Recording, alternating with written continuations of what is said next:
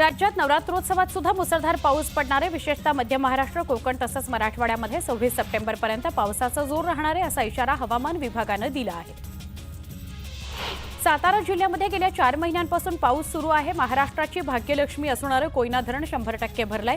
धरणात 105.25 टीएमसी पाणीसाठा झालाय। तरीही यंदा गतवर्षीपेक्षा 16 दिवस उशिरा धरण भरलंय। याचबरोबर कोयनेसह इतर 5 प्रमुख प्रकल्पही पूर्ण क्षमतेनं भरले, त्यामुळे वर्षभराची पाण्याची चिंता मिटलेली आहे। गेल्या 6 महिन्यांमध्ये राज्यात सरासरीपेक्षा 20% जास्त पाऊस झाला। धरणं तुडुंब भरली। राज्यातील 35 धरणांमधून एकूण 3,18,859 क्युसेक प्रति तास इतका पाण्याचा विसर्ग विविध नद्यांमधून करण्यात आला आणि नद्यांना पूरही आल्याचं बघितलं आपण। धाराशिव अतिवृष्टीच्या तडाख्यात शेतीतील सगळ्याच पिकांना जोरदार फटका बसलाय। जिल्ह्यात आल्याच्या पिकाला सुद्धा पावसाचा फटका बसलाय। पाणी साचल्याने आल्याचं पीक खराब झालंय। यामुळे लागवडीकरता केलेला लाखो रुपयांचा खर्च वाया गेलाय। शेतकरी आर्थिक संकटात सापडलाय।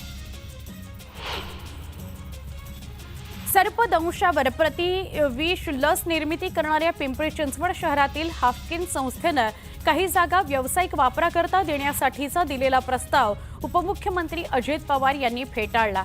अशा प्रकारे खासगी व्यावसायिकांना जागा दिल्यास संस्थेचं वाटोळं होईल असंही पवार म्हणाले। महामुंबई आणि विशेषतः ठाणे जिल्ह्यातील मुख्य रस्त्यांवर अवजड वाहनांमुळे होणारी कोंडी टाळली जावी याकरता रात्री 12 ते पहाटे 5 या वेळेतच या वाहनांना परवानगी देण्याचा आदेश अवघ्या 3 दिवसांमध्ये मागे घेण्याची वेळ या जिल्हा प्रशासनावर ओढावली आहे। या आदेशामुळे मालवाहतूक जवळपास ठप्प झाली आहे। उद्योग क्षेत्रातून तीव्र प्रतिक्रिया उमटतायत। हैदराबाद गॅझेट तात्काळ रद्द करावा। मराठा समाजाला दिली जाणारी कुणबी प्रमाणपत्र थांबवावीत। ओबीसींसह सगळ्याच घटकांची जातनिहाय जनगणना करावी। तसंच प्रलंबित कुणबी शेतकरी समाजाचे प्रश्न सोडवावेत। या मागण्यांकरता कुणबी समाजाचा आझाद मैदानावर 9 ऑक्टोबरला एल्गार मोर्चा निघणार आहे।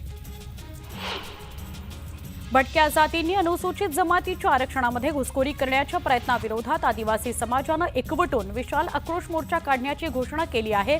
येत्या 6 ऑक्टोबरला लाखोंच्या संख्येने आदिवासी बांधव रस्त्यावर उतरणार आहेत। देशातील प्रसिद्ध डेअरी कंपनी अमूलनं ग्राहकांना मोठा दिलासा दिलाय। आपल्या 700हून अधिक उत्पादनांच्या किमती कमी करण्याचा निर्णय घेतलाय। हा निर्णय केंद्र सरकारनं जीएसटी दर कपातीनंतर घेतलाय आणि त्याचा थेट फायदा ग्राहकांना होणार आहे। एसटी महामंडळात लवकरच 17,450 चालक आणि सहाय्यकांची कंत्राटी भरती करण्यात येणार आहे। भविष्यात येणाऱ्या 8,000 नवीन बसेस करता मनुष्यबळाची अत्यंत आवश्यकता भासणार आहे आणि त्यामुळे भरती करण्यात येणार आहे। येत्या 2 ऑक्टोबरला त्याची निविदा प्रक्रिया सुरू होईल। सोने चांदीच्या भावात वाढ सुरूच असून चांदीच्या भावात 1,700 रुपयांची वाढ झाली, त्यामुळे चांदी 1,31,500 रुपयांवर पोहोचली आहे। सोन्याच्याही भावात 750 रुपयांची वाढ होऊन ते 1,11,450 रुपयांवर पोहोचले आहे।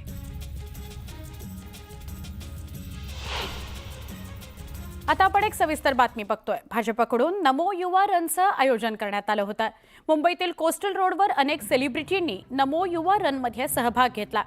मुख्यमंत्री देवेंद्र फडणवीस यांनी सुद्धा नमो युवा रनला हिरवा झेंडा दाखवला आणि स्वतः त्यांनी रनमध्ये सहभाग सुद्धा घेतला।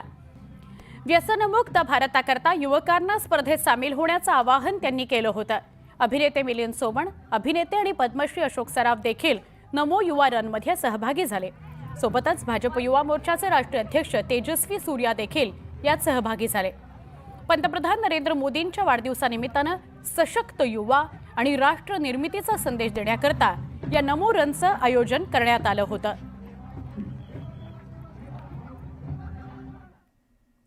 सगळ्यांनी भारताची ताकद ऑपरेशन सिंदूर मध्ये बघितलेली आहे।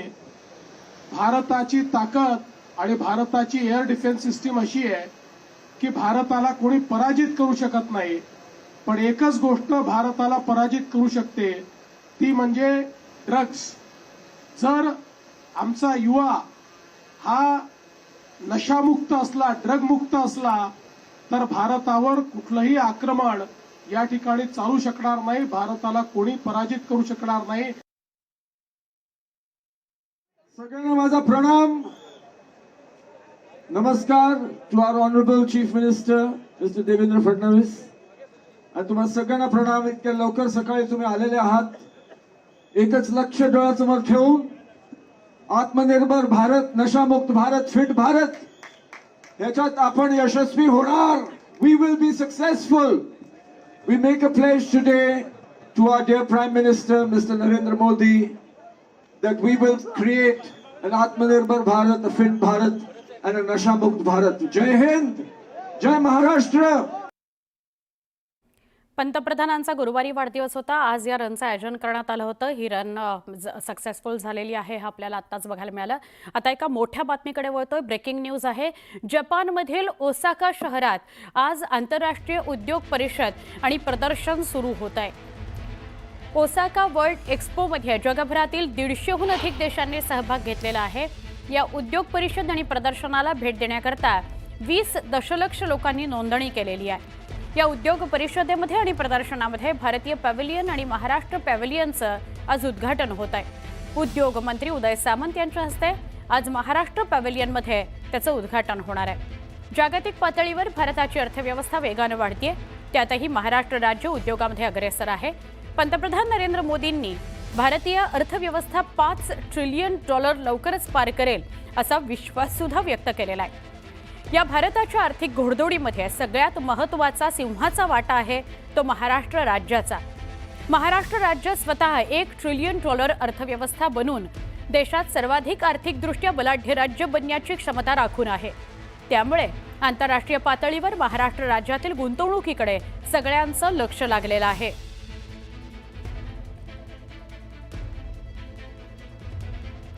पुन्हा एकदा वेगवान स्वरूपातल्या बातम्या.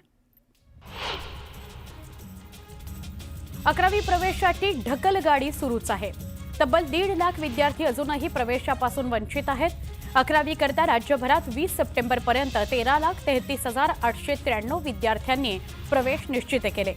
पण अद्याप काही विद्यार्थ्यांना प्रवेश मिळालेले नाहीयेत. भारतीय रेल्वेनं प्रवाशांना पाणीदार दिलासा देण्याचा निर्णय घेतला. रेल्वे प्रशासनाकडून प्रवाशांना बाटलीबंद पिण्याचं पाणी रेल नीर बाजारपेठेतील दुसऱ्या कंपन्यांच्या बाटलीबंद पाण्याच्या तुलनेमध्ये कमी किमतीत उपलब्ध करून दिलं गेलंय.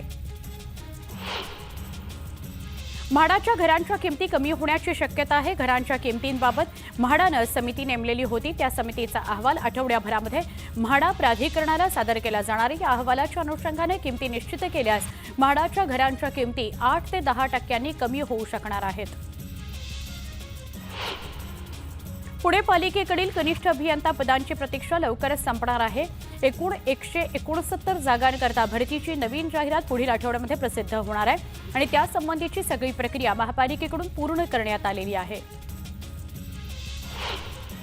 सोलापूर शहरामध्ये गणेशोत्सवानंतर आता नवरात्रोत्सवही डीजे मुक्त वातावरणामध्ये साजरा होणार आहे. पोलीस आयुक्त एम राजकुमार यांनी नवरात्र आणि धम्मचक्र प्रवर्तन दिनानिमित्त निघणाऱ्या मिरवणुका कार्यक्रम यामध्ये डीजे लावण्यास बंदी घातली आहे. 2 ऑक्टोबरपर्यंत हा आदेश लागू राहणार आहे. खासदार ओमराजे निंबाळकर यांनी भूम तालुक्यातील साबळेवाडी परिसरामध्ये नुकसानीची पाहणी केली. गुडघाभर चिखल्यामध्ये उतरून वाहत्या पाण्यामध्ये पाहणी केली. साबळेवाडीतील तलाव फुटल्यानं 150 एकर क्षेत्र पाण्याखाली गेलेलं आहे. भुसावळमध्ये नवरात्रोत्सवाच्या पार्श्वभूमीवर शांतता समितीची बैठक पार पडली. नवरात्रोत्सवाच्या पार्श्वभूमीवर शहरातील शांतता आणि सुव्यवस्था अबाधित राखण्याचं आवाहन पालिकेकडून करण्यात आलं. नवरात्रीमध्ये श्री सप्तशृंग गडावर दर्शनाकरता भाविकांची प्रचंड गर्दी होत असते. हा विषय लक्षात घेता भाविक प्रवाशांकरता एसटी महामंडळानं जादा बसगाड्यांचं नियोजन केलेलं आहे. उत्सव काळामध्ये विविध ठिकाणांहून एकूण 320 बसगाड्या भाविक प्रवाशांकरता उपलब्ध होणार आहेत. तसंच या कालावधीमध्ये घाटात खासगी वाहनांकरता रस्ता बंद करण्यात आलाय, जेणेकरून इतरांना दर्शनाला सोपं पडेल आणि नांदुरीहून 140 जादा बसगाड्या सुद्धा उपलब्ध असणार आहेत. अमळनेर तालुक्यातील कळमसरे, पाडळसरे, खेडी आणि वासरे या गावांमध्ये लंपी आजाराचा जोरदार प्रादुर्भाव बघायला मिळतोय. शेतकरी त्यामुळे मोठ्या संकटात सापडलाय. गावोगावी लसीकरण मोहीम राबवण्यासह जनावरांच्या मृत्यूनंतर नुकसान भरपाई देण्याची मागणी शेतकरी करू लागलाय. खरीप हंगामामध्ये घेतल्या जाणाऱ्या हळदीला सध्या जिल्ह्यातील कृषी उत्पन्न बाजार समित्यांमध्ये प्रति क्विंटल 9,800 ते 11,350 रुपये इतका उच्चांकी दर मिळतो आहे. ज्यांनी दरवाढीची अपेक्षा ठेवून प्रतीक्षा केली त्या हळद उत्पादकांना दिलासा मिळतोय. दरवाढ झाल्याने दररोज हजारो क्विंटल हळदीची आवक होते आहे. रब्बी हंगामातील ज्वारी खरेदीची अंतिम मुदत 30 सप्टेंबरपर्यंत वाढवण्यात आली आहे. कमी बाजारभावामुळे शेतकऱ्यांचे होणारे नुकसान टाळण्याकरता सरकारनं केलेल्या विनंतीला केंद्र सरकारनं मंजुरी दिली आहे. सणासुदीचे दिवस असल्यानं गोड पदार्थांमध्ये चहा, दूध, मसाले, मुखवासाकरता हमखास वापरण्यात येणाऱ्या वेलचीचा भाव सध्या 4,500 ते 5,000 रुपये किलो आहे. वेलचीचा आकार आणि सुगंधावरून वेलचीचे भाव ठरवले जातात. एल्फिन्स्टन पूल बंद झाल्यामुळे वाहतूक कोंडीबरोबरच प्रभादेवी आणि परळमध्ये पूर्व पश्चिम रेल्वे रूळ ओलांडणाऱ्या प्रवाशांसह नागरिकांना लवकरच दिलासा मिळण्याची शक्यता आहे. पश्चिम रेल्वेच्या प्रभादेवी स्थानकातील बोरिवली दिशेच्या अर्धवट पुलाचं काम शेवटच्या टप्प्यात असून तो 25 सप्टेंबरपर्यंत खुला करण्याचं मध्य रेल्वेचं नियोजन आहे. सातत्यानं निर्माण होणाऱ्या आपत्तीजनक परिस्थितीच्या पार्श्वभूमीवर आपदा मित्र सखीची टीम तयार करण्यात आली आहे. या शिबिरामध्ये 15 आपदा मित्र सखी सहभागी झाले असून त्यांना महत्त्वाच्या बाबींची माहिती देण्यात आलेली आहे. मुंबईची लोकसंख्या आणि रोजच्या पाण्याची मागणी पाहता मुंबईकरांना पाणी पुरवठा करताना मुंबई महापालिकेच्या तोंडचं अक्षरशः पाणी पळतं. लोकसंख्येच्या तुलनेमध्ये मागणी आणि पुरवठ्यामध्ये मोठी तफावत दिसून येते. त्यामुळे गारगाई, पिंजाळ आणि दमणगंगा पिंजाळ हे नदीजोड प्रकल्प पूर्ण झाल्यानंतर मागणी आणि पुरवठ्यातील तफावत कमी होऊ शकणार आहे. नवरात्रोत्सवाकरता महालक्ष्मी मंदिराची तयारी पूर्ण झाली आहे. मंदिरात 22 सप्टेंबर ते 2 ऑक्टोबर दरम्यान विविध उपक्रमांचं आयोजन करण्यात आलंय. या काळात वाढणारी गर्दी लक्षात घेता भाविकांकरता रांगेची उत्तम व्यवस्था करण्यात आली आहे. सुरक्षेच्या दृष्टीनं मंदिरासह आजूबाजूच्या परिसरातील संशयास्पद हालचालींवर लक्ष ठेवलं जाणार आहे. त्याकरता 77 अत्याधुनिक सीसीटीव्ही कॅमेरे बसवण्यात आलेले आहेत.